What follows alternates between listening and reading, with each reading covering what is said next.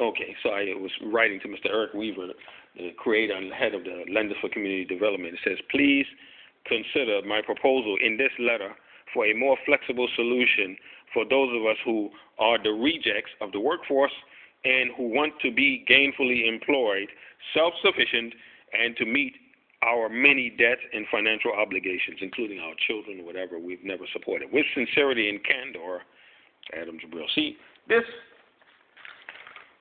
goes on and on and on, and then I also prepared one on the day before that, December 17th, but all of this goes ignored, you see, because we're burdened, laden heart, and grievous.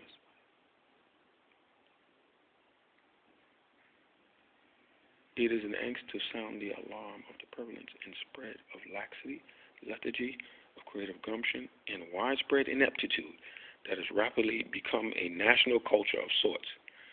I am roused to no decrease that an artist such as Psy, with his past lyrics of virulent anti-American proclamations, is allowed into your esteemed presence, precincts, and quarters, but I, a born and raised U.S. citizen and fellow American of lucid, coherent, and competent, of unpretentious character, am perpetually designated a major threat to my fellow citizens and other peoples of our country and global community.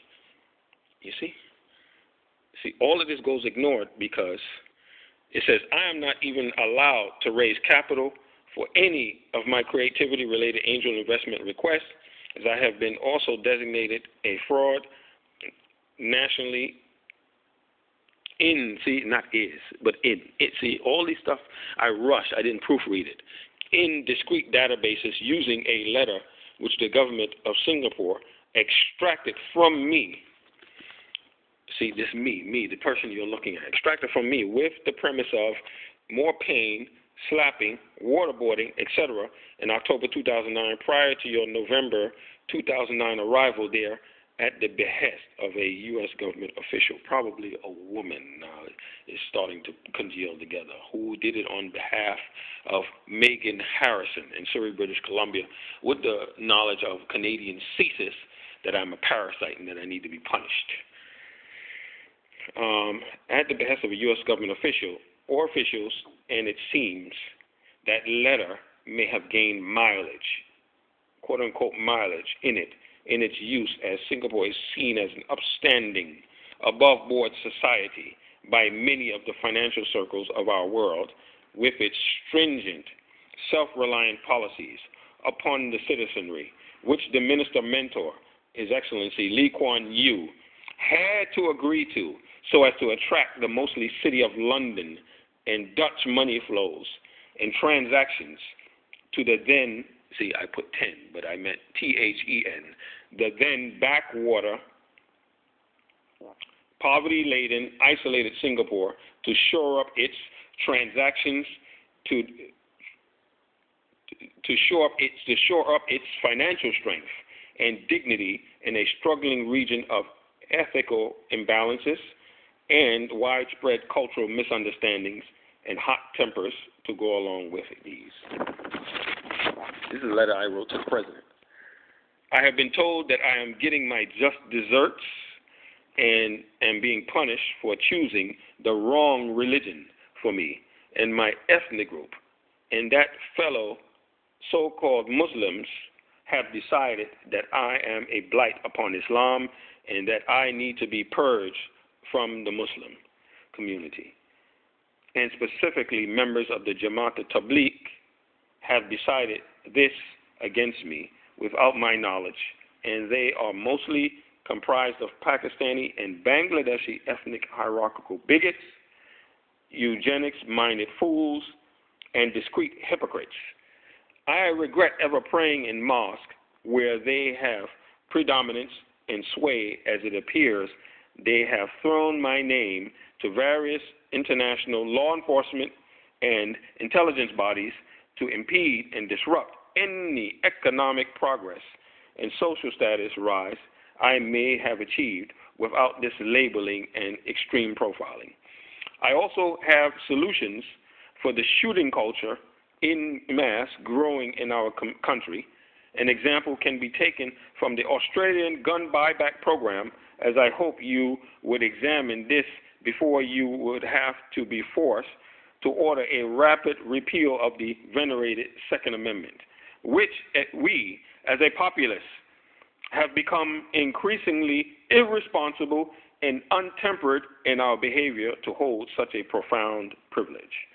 I augur that any order to confiscate weapons from the populace would agitate feelings of government intrusion and repression, and would especially in our Anglo-Celtic ancestry fellow Americans who might not be so complicit as we Afros are. No, who might not be, and especially in our Anglo-Celtic ancestry fellow Americans who might not be so compliant as we Afros are, and would necessitate a martial intervention by legislative decree. The ineptitude in our cities for vocational rehabilitation is untenable and vulgar at best. You have a situation now where you have city and county and other nonprofit employees making careers out of shuffling papers to the lost, hungry, and disenfranchised unemployed who want to make a positive difference for themselves. Mr. President, this G-damned, I meant God-damned, ridiculous, this is, Mr. President, this is G-damned or God-damned, ridiculous, as many of our one-stop employees are just twiddling on the internet or just trying to work for 2 or 3 hours out of a workday of 8 hours and slide off the rest.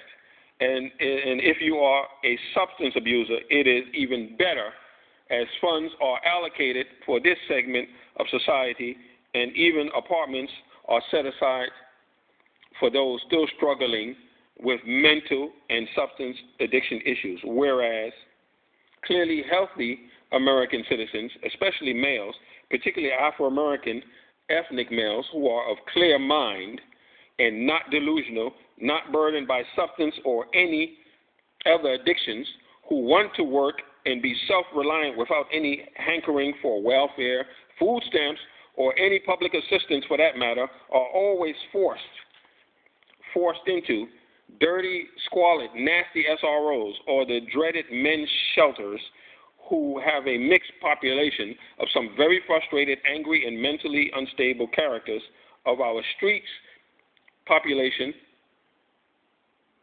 of our streets.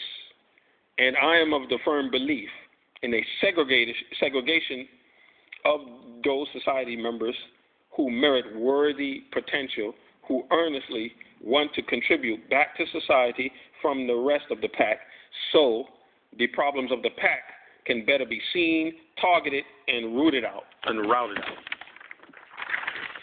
Mr. President, I am typing this letter on computer number 17 at 10:29 a.m. at the One Stop Career Link Center at 1500 Mission Street here in San Francisco, California. A man is spewing filth and profanities directly across from me on the opposite computer behind mine, assigned to me temporarily, as I am belaboring this point, as any GSM 4G Wi-Fi enabled pen stylus tablet can do all of the functions: phone calling, faxing, internet browsing, sending pages and documents to a printer wirelessly, that all of the current cumbersome, expensive, outdated bulk and clutter is doing for far less than the current cost, and without the massive inefficiencies current borne by we the poor U.S. striving populace daily. Please answer this correspondence this time. Please answer this correspondence this time, Mr. President, as in my previous effort to reach out to you was received by your White House but never addressed. With sincerest respect and understanding of your burden of international responsibility, Adam Jabril. See, efforts have been made to continuously deem me, people like me, inept and morally corrupt, moral turpitude, fallible. So that way it would discredit anything that will offer forthwith. This is a lie. I am not a terrorist. I'm not extremist. All I am is a person who fed up with living in a racist society. How can you live in a society that's racist against you and doesn't like you?